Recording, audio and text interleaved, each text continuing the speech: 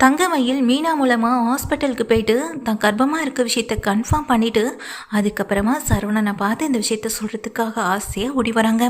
சரவணன் அங்கே நிற்க தங்கமயில் எங்கள் ஹாஸ்பிட்டலில் எங்கள் தனக்கு பாசிட்டிவ்னு சொல்லி எழுதி கொடுத்த அந்த பேப்பரையும் கொண்டு வந்து எங்கள் சரவணன் கிட்ட காட்டுறதுக்காக நிற்கிறாங்க. இப்போ எதுக்கு என்னை பின்தொடர்ந்து டார்ச்சர் பண்ணிகிட்டே இருக்கேன்? இந்த உலகத்தில் இருக்க எல்லா நம்பர்லேருந்து எனக்கு கால் பண்ணி ஒரு பக்கம் கொடுமைப்படுத்துகிறேன், இல்லைனா நேரில் வந்து என்னை பார்த்து என்னை அசிங்கப்படுத்துகிற கேவலப்படுத்துகிற இதை தாண்டி நான் ஒரு கஷ்டத்தை எனக்கு கொடுத்துக்கிட்டே இருக்கேன். உன்னால் ஒரு நாளும் எனக்கு நிம்மதி இல்லை. திரும்ப திரும்ப எதுக்காக என்னையை தேடி தேடி வந்து காயப்படுத்திகிட்டே இருக்கேன்னு சொல்ல மாமா. இந்த ஒரு தடவை நான் என்ன சொல்ல வரேன்னு மட்டும் கொஞ்சம் காது கொடுத்து கேளுங்க மாமான்னு தங்கமயில் எவ்வளவு கெஞ்சுறாங்க. என்ன இப்போ அப்படின்னு ரொம்ப கோபத்தில் இந்த சரவணன் கேட்க தங்கமயிலும் மாமா நான் மாசமாக இருக்கேன் அப்படின்னு ரொம்ப உணர்ச்சி போங்க ரொம்ப சந்தோஷத்தோட தங்கமயிலும் சொல்கிறாங்க.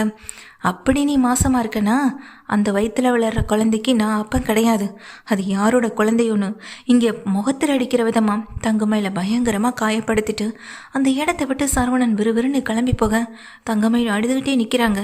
மீனா கால் பண்ணுறாங்க. அக்கா எங்கே இருக்கீங்க? ஆமாம் சரவணன் மாமாவை போய் பார்த்து விஷயத்த சொல்கிறேன்னு சொன்னீங்களே, சொல்லிட்டியலா அப்படின்னு மீனா கேட்க சொன்னேன் மீனா அப்படிங்கிறாங்க. ஆமாம் நீ எங்கே இருக்க இப்போ அப்படின்னு இங்கே மீனா கிட்டே கேட்க நான் இப்போ தான் அத்தை வீட்டுக்கு போகலான்னு கிளம்பிகிட்ருக்கேன் ஆஃபீஸ்லேருந்து அப்படின்னு சொல்ல சரி மீனா நீ அங்கே போ நான் வரேன்னு சொல்ல அக்கா இங்கேயா அப்படின்னு பதட்டத்தில் கேட்க மீனா என்னால் எந்த பிரச்சனையும் வராது மீனா, நீ எனக்கு எவ்வளவோ பெரிய உதவி பண்ணியிருக்க, நான் அந்த வீட்டில் வந்து பிரச்சனை பண்ண மாட்டேன் மீனா, நீ பயப்படாத மீனா அப்படின்னு சொல்லிட்டு இங்கே தங்கமயில் ஃபோனை வைக்கிறாங்க. மீனாவுக்கு இருந்தாலும் ஒரு படபடப்பு இருந்துக்கிட்டே தான் இருக்குது. மீனா செந்தில்னு இவங்க எல்லாமே இந்த வீட்டுக்கு தான் வராங்க. அது போக சரவணன்லேயும் கடையிலேருந்து வீட்டுக்கு வந்துடுறாங்க. இங்கே விஷயத்தை கேள்விப்பட்டு தங்கமயிலுடைய அம்மாவும் அப்பாவுமே கிளம்பி வராங்க. இவன் எதுக்கு இப்போ சம்மந்தி வீட்டுக்கு வர சொல்லியிருக்கான்? ஒருவேளை கர்ப்பமாக இருக்க விஷயத்த வீட்டில் சொல்லிட்டாலும் அந்த வீட்டில் இருக்கவங்க நம்ம பொண்ணு மயில ஏற்றுக்கிட்டாங்களோ அப்படின்னு மாணிக்கம் ஒரு பக்கம் சந்தோஷப்பட அட சும்மா இரியா, எனக்கு என்னமோ பெரிய பிரச்சனையை கொண்டு வந்து நிறுத்திடுவாளோன்னு தான் எனக்கு தோணுது அப்படின்னு பாக்கியம் சொல்லிக்கிட்டே அவங்களும் வராங்க. தங்கமயிலும் வந்துடுறாங்க. வீட்டு வாசலில் எல்லாருமே நிற்க தங்கமயில் எல்லாருமே கூப்பிடுறாங்க. வீட்டுக்குள்ளே இருக்க அத்தனை பேரும் வெளியே வந்து நிற்க இப்போ எதுக்கடி இங்கே வந்தேன், இங்கே வந்து எதுக்கு பிரச்சனை பண்ணுறதுக்காக வந்திருக்கியா அப்படின்னு கேட்க இல்லை அப்படின்னு சொல்கிறாங்க. நான் பிரச்சனை பண்ணி யாரையும் காயப்படுத்தணும் கஷ்டப்படுத்தணுன்றதுக்காக நான் வரலை அப்படின்னு சொல்லும்போது பின் எதுக்குடி இங்கே வந்தேன்னு சொல்லிட்டு கோமதி ரொம்ப கோமம் சத்தம் போட அங்கே அப்பத்தா பக்கத்தில் நின்று கோமதி கொஞ்சம் பொறுமையாக தான் இரு, அந்த பிள்ளை ஏதோ சொல்ல வந்திருக்கு சொல்லிட்டு போகட்டுமே அப்படின்னு அப்பத்தா சொல்கிறாங்க. அம்மாச்சி இவ சொல்கிறதெல்லாம் கேட்டுகிட்டு இருக்கக்கூடாது, முதல்ல இவளை வீட்டை விட்டு வெளியே அனுப்பணும். இப்போ எதுக்கடி வந்த? என்னை தனியாக பார்த்து பேசின விஷயத்த இந்த வீட்டில் இருக்கவங்க திரும்ப எல்லாரையும் ஏமாறணும், அவங்க எல்லாரையும் ஏமாற்றணும், அதுக்காக தானே வந்து நிற்கிறேன் அப்படின்னு சொல்கிறாங்க. உடனே சரவணன் சொன்னதை கேட்டதும் என்னடா நான் தனியாக வந்து வேற பார்த்து பேசினாளா அப்படின்னு கோமதி கேட்க அத்தை நானே விஷயத்த சொல்கிறேன் அப்படின்னு தங்கமயில சொல்கிறாங்க. இந்த வீட்டு வாரிசை நான் என் வயிற்றில் சுமந்துக்கிட்டு இருக்கேன் அப்படின்னு சொல்ல அம்மா அவள் திரும்பவும் போய் சொல்லி நம்ம வீட்டில் இருக்க எல்லாரையும் ஏமாற்றி இந்த வீட்டுக்குள்ளே வந்து சேர்ந்துக்கலான்னு நினைக்கிறான் அப்படின்னு சொல்லும்போதும் உடனே தங்கமயில் கோபத்தில் எங்கள் சரவணனை பார்த்து முறைச்சிட்டு திரும்ப திரும்ப போய் சொல்லி காயப்படுத்திட்டே இருக்கணும் அப்படின்றது என்னுடைய நோக்கமும் இல்லை, அது என்னுடைய வேலையும் இல்லை. எனக்கு கல்யாணம் பண்ணி வைக்கணுன்ற ஒரு காரணத்துக்காக தான் என் வீட்டில் இருக்கவங்க இத்தனை பொய்களை சொன்னாங்க. அத்தனை பொய்களையும் சொன்னதுக்கு நான் உடனே இருந்திருக்கேன். நான் செஞ்சது மிகப்பெரிய தப்பு தான், அது மன்னிக்க முடியாததான். இந்த வீட்டு குழந்தைய நான் என் வயிற்றில் சுமந்துட்டு இருக்கேன்னு சொல்ல என்னடி பொய் சொல்கிறியா அப்படின்னு கோமதி கோபத்தில் கத்துறாங்க. பக்கத்தில் நிற்கிற அரசியுமே திட்டுறாங்க. உடனே மீனா அத்தை கொஞ்சம் பொறுமையாக தான் இருங்களேன், எதுக்காக திரும்ப திரும்ப இப்படி பேசி பேசி காயப்படுத்திகிட்டே இருக்கீங்க? தங்கமயிலக்காவை ஹாஸ்பிட்டல் கூட்டிகிட்டு போனதே நான் தான் அப்படின்னு சொல்லும்போதும் செந்தில் பார்த்து மீனாவை முறைக்க உடனே மீனா இப்போ எதுக்கு என்னை பார்த்து முறைக்கிறீங்க? நான் ஒன்றும் இங்கே தப்பு பண்ணிடலையே, ஹாஸ்பிட்டல் கூட்டிகிட்டு போனது ஒரு தப்பா?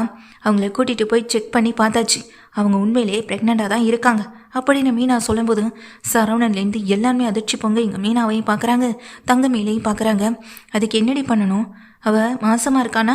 இப்போ அவளை வீட்டில் கூட்டி வச்சு நாம் இப்போ திரும்ப அவளை தூக்கி வச்சு கொண்டாடணுமா? தலையில் தூக்கி வச்சு கொண்டாடணுமா? ஏற்கனவே பண்ணது பார்த்தாதா? பதிலுக்கு இவ பண்ணதும் பார்த்தாதா அப்படின்னு கோமதி கேட்க அத்தை இப்போ எதுக்கு அத்தை வெடுக்குன்னு பேசுறியேன்னு அங்கே உடனே மீனா கேட்க நீ கொஞ்சம் நிறுத்தடி, இந்த விஷயத்தில் நீ ஏதாவது பேசின அப்புறம் நான் மனுஷியாவே இருக்க மாட்டேன் பாரு அப்படின்னு கோமதி சொல்கிறாங்க. ஓ அதுக்காக தான் உங்கள் பொண்ணை இந்த வீட்டில் கொண்டு வந்து விட்டுட்டு போகலான்னு வந்திருக்கீங்களா? என்னடா சரவணா இது, இந்த விஷயத்த தான் உங்ககிட்ட அவ சொன்னாலா அப்படின்னு கோமதி கோபத்தில் கேட்குறாங்க. உடனே அங்கே நின்றுட்டு இருக்க தங்கமயில் போதும் இதுக்கப்புறம் நீங்கள் யாரும் பேச வேண்டான்னு ரொம்ப வேகமாக சத்தம் போடுறாங்க. எல்லாமே தங்கமயில பார்க்க என் வயிற்றுல வளர்கிற குழந்தைக்காக நான் இனி வாழ போகிறேன். இனி நிம்மதியாகவும் சந்தோஷமாகவும் வாழ போகிறேன். இனி இவர் என்னை ஏற்றுப்பாரா ஏற்றுக்கலையான்னு எதை நினச்சி கவலைப்பட மாட்டேன். உங்கள் எல்லாருக்கும் தேவை இதோ நிற்கிறாரே உங்கள் பையன் சரவணனுக்கு நான் டிவோர்ஸ் கொடுக்கணும், அவ்வளவுதானே, கொடுத்துட்றேன் அப்படின்னு சொல்லும்போது மயிலி என்ன பேசிக்கிட்டு இருக்க அப்படின்னு மாணிக்கம் கேட்க இங்கே கையை காட்டி அமர்த்துறாங்க. போதும் நீங்கள் 2 பேரும் பேச வேண்டான்னு இங்கே கையை காட்டி அமர்த்த 2 பேரும் அமைதியாக நிற்க மயிலி பேசுகிறாங்க. இப்போ வாச்சும் நான் என் வாழ்க்கைக்காக பேசுகிறேன், என்னைக்காக என் குழந்தைக்காக பேசுகிறேன் அப்படின்னு சொல்லிட்டு சரவணனை பார்க்குறாங்க. அப்போது என் வயிற்றுல வளர்றது உன் குழந்தை இல்லை, அப்படி தானே, இது யாரோ ஒருத்தருடைய குழந்தைன்னு இப்படி கொஞ்சம் கூட கூச்சம் இல்லாமல் நாகரிகம் இல்லாமல் பொது இடத்துல வச்சு என்னை கேள்வி கேட்டு அசிங்கப்படுத்தினல அப்படின்னு சொல்லும்போது தான் பாண்டியன் நீங்கள் சரவணனை அதிர்ச்சி பொங்க பார்க்குறாங்க. உங்கள் பையன் சொல்லிட்டாரு இது அவரோட குழந்தை இல்லையா, இது யாரோ ஒருத்தருடைய குழந்தையா. உனக்கு இப்படி சொல்கிறதுக்கு வெக்கமாவோ அசிங்கமாவோ இல்லை? இந்த வீட்டில் பிரச்சனைன்னு வந்து இருந்த பிறகும் உனக்கும் எனக்கும் இடையில எதுவுமே நடக்கலை அப்படின்னு சொல்லி கேட்க சரவணன் மின்னு முழுங்கிட்டு நிற்க இதை பார்த்த இங்கே மீனாவும் கோவத்தில் சரவணனை எரிக்கிற மாதிரி பார்க்குறாங்க. தங்கமயிலும் இங்கே அந்த சரவணனை பார்த்து இது உன் குழந்தையாவே இல்லாமல் இருந்துட்டு போகட்டும், நான் அதை பற்றி எதுக்காகவும் உனக்கு அதை நிரூபிக்கணுன்ற அவசியம் இல்லை. உனக்கு தெரியும், உனக்கும் எனக்கும் மட்டும் தெரியும் இது யார் குழந்தையா இருக்குன்றது. ஆனால் எல்லாம் தெரிஞ்சும் இந்த குழந்தைய காரணம் காட்டி நான் உன் கூட வந்து சேர்ந்துருவேனோ இல்லை உன் கூட வந்து வாழ்ந்துருவேணுன்ற ஒரு பயத்துலையும் பதட்டத்துலையும் உன் குழந்தையே இல்லைன்னு சொன்னப்பவே நீ செத்துட்ட. நீ செத்துட்டல்ல, உன்னை நான் தூக்கி போட்டுட்டேன். நீ உனக்கும் எனக்கும் எந்த உறவுமே கிடையாது. ஒரு பொண்ணை கேவலப்படுத்துகிற விதமாக இதை விட அசிங்கமாக யாராலையும் பேச முடியாது. அந்த வார்த்தையை சொல்லி அசிங்கப்படுத்துகிற பிறகு இனி உனக்காக நான் எதுக்கு வந்து நிற்கணும்? உன் கூட தான் சேர்ந்து வாழணுன்ற அவசியம் எனக்கு என்ன இருக்குது? உனக்காக நான் எதுக்கு அழுகணும்? உனக்காக நான் எதுக்காக இங்கே கோர்ட்டில் நின்று இங்கே தினமும் கண் கலங்கிட்டு நிற்கணும்? எந்த அவசியமும் இல்லை. இப்போவே கோர்ட்டுக்கு போய் நீ எனக்கு வேண்டான்னு தூக்கி எறிய தான் போகிறேன். இனி உனக்கும் எனக்கும் நீயே நினச்சாலும் எந்த உறவும் எந்த ஓட்டும் எந்த சம்மந்தமும் கிடையாது. நாளை பின்ன குழந்தை அது இதுன்னு சொல்லி என் முன்னாடியோ குழந்தை முன்னாடியோ வந்து நீ நிற்க கூட கூடாது. நான் பொய் சொன்னதான், எங்கள் வீட்டில் இருக்கவங்க பொய் சொன்னதுக்கு நான் உடந்தையா இருந்ததான்.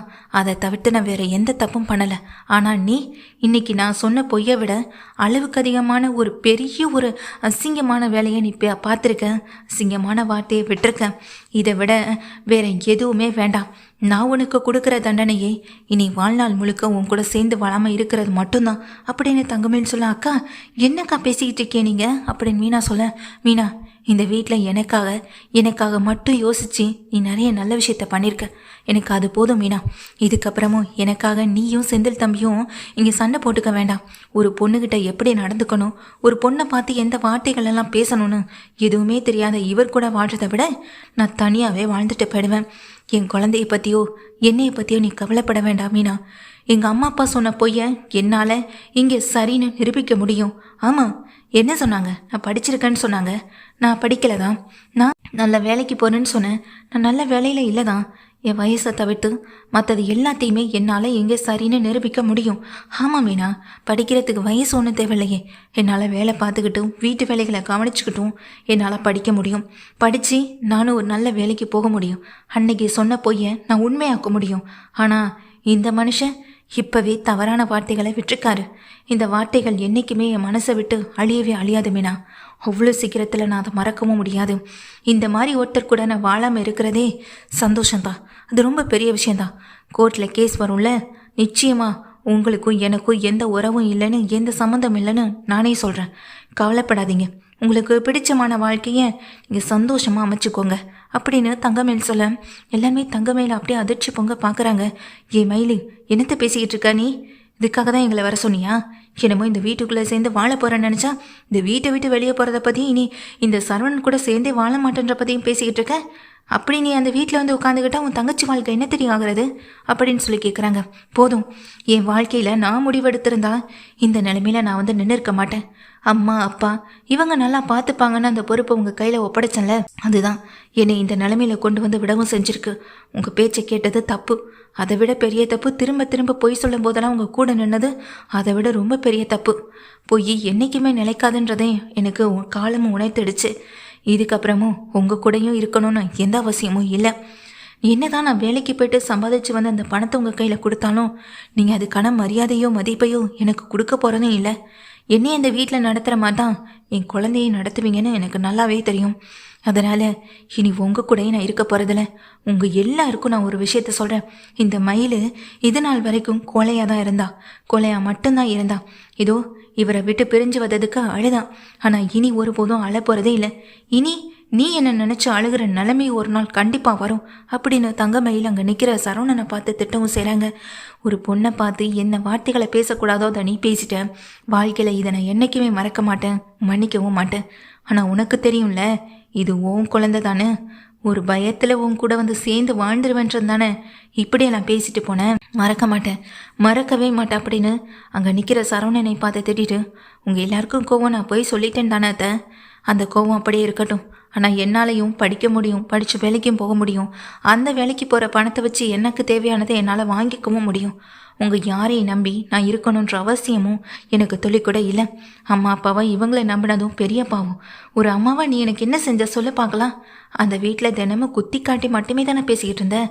நான் கர்வமாக இருக்க விஷயம் தெரிஞ்சு நீ சந்தோஷப்படவே இல்லை. எக்ஸ்ட்ரா ஒரு லக்கேஜ் வீட்டுக்கு வந்துடுச்சுன்ற மாதிரி தான் நீ வீட்டில் அப்பா கிட்டேயும் பேசிக்கிட்டு இருந்த. இனிமே அந்த வீடும் எனக்கு வேணாம், நீங்களும் எனக்கு வேணாம் அப்படின்னு சொல்லிட்டு தங்கமேல் அங்கேருந்து கிளம்ப அக்கா அப்படின்னு சொல்கிறாங்க. மீனா, உனக்கு நான் பெரிய நன்றி சொல்லிக்கிறேன். இனிமேல் என்னை பற்றி நீ யோசிக்கவும் வேண்டாம், என்னை பற்றி நீ யோசிச்சு கவலைப்படவும் வேண்டாம் மீனா. நான் இப்போ வீட்டில் வேலை பார்க்குறேன்ல, அந்த வீட்லேயே நான் வேலையும் பார்த்துக்கிறேன். வெளியில் தங்கி வேலை பார்த்து என்னால் என் குழந்தையை பார்த்துக்க முடியும், என்னையும் பார்த்துக்க முடியும் மீனா. அப்புறம் என்னுடைய படிப்பை நான் தொடர போகிறேன் அப்படின்னு தங்கமேல் சொல்கிறாங்க. இப்படிப்பட்ட ஒரு மனுஷன் கூட என்னால் இனி ஒருபோதும் வாழவே முடியாது மீனா அப்படின்னு சொல்லிட்டு அங்கேருந்து கிளம்ப போகிறதுக்கு முன்னாடி பாண்டியனை பார்க்குறாங்க. பாண்டியனும் கோமதியும் ஒரு விதமான அதிர்ச்சியோடையும் இங்கே தங்கமயிலையே பார்த்துக்கிட்டு இருக்க. தங்கமயில் அவங்க 2 பேரையும் பார்த்து சொல்கிறாங்க, பையனை நல்லாவே தான் வளர்த்துருக்கீங்க. எப்போதும் அப்பா பேச்சு கேட்டு நடந்துக்கிற பையன். அதில் தப்பே சொல்ல முடியாததான். ஏன்னா ஒவ்வொரு விஷயத்துக்கும் அப்பா கிட்ட கேட்கணும் அப்படின்னா அந்த பொண்ணு எப்படி நிம்மதியாக அந்த வீட்டில் வந்து வாழ முடியும் அப்படின்னு சொல்லிட்டு இங்கே பாண்டியனுக்கு புத்தியில் வரைக்கிற மாதிரி சொல்லிட்டு தங்கமேல் அங்கேருந்து கிளம்ப இங்கே கோமதியும் வீட்டில் இருக்க ராஜி கதர்னு எல்லாருமே தகச்சு போய் நிற்க. என்னடா பேசினேன், என்ன பேச்சு பேசினேன்னு தங்கமேல் அந்த இடத்த விட்டு போன பிறகு கோமதி சரவணனை போட்டு அடிக்கிறாங்க. நம்ம வீட்டு பையன் வாயிலேருந்து இப்படி ஒரு வார்த்தை வரலாமாங்க அப்படின்னு பாண்டியனை பார்த்து கேட்க, அப்பதாவும் கொஞ்சம் அமைதியாக இரு கோமதி. நீ சரவணா, நீ பேசினது தப்புன்னு உனக்கு தோணலையாடா அப்படின்னு கேட்க, தப்பு தான் அம்மாச்சி, ஆனால் எனக்கு வேற வழி தெரியல. இதை காரணம் காட்டிடுவாளோன்னு நினச்சேன். உண்மையிலே அப்படி ஒரு குழந்தை இருக்குதான்னு கூட அந்த நிமிஷத்தில் எனக்கு யோசிக்க தோணுச்சு அப்படின்னு சொல்கிறாங்க. இப்போது மீனா சொல்லிதானே அப்படின்னு சொல்லும்போது இதை கேட்டதும் பாண்டியனும் சரவணனை பார்த்து திட்டவும் செய்கிறாங்க, முறைக்கவும் செய்கிறாங்க. இனிமேல் நம்ம வீட்டு வாரிசை நம்மளால் பார்க்கவே முடியாதான்ற மாதிரி அம்மாச்சியும் ஒரு பக்கம் ஃபீல் பண்ணுறாங்க. இன்னொரு பக்கம் நீங்கள் ரொம்ப பெரிய தப்பு பண்ணிட்டேனே அப்படின்னு கதனும் சொல்கிறாங்க.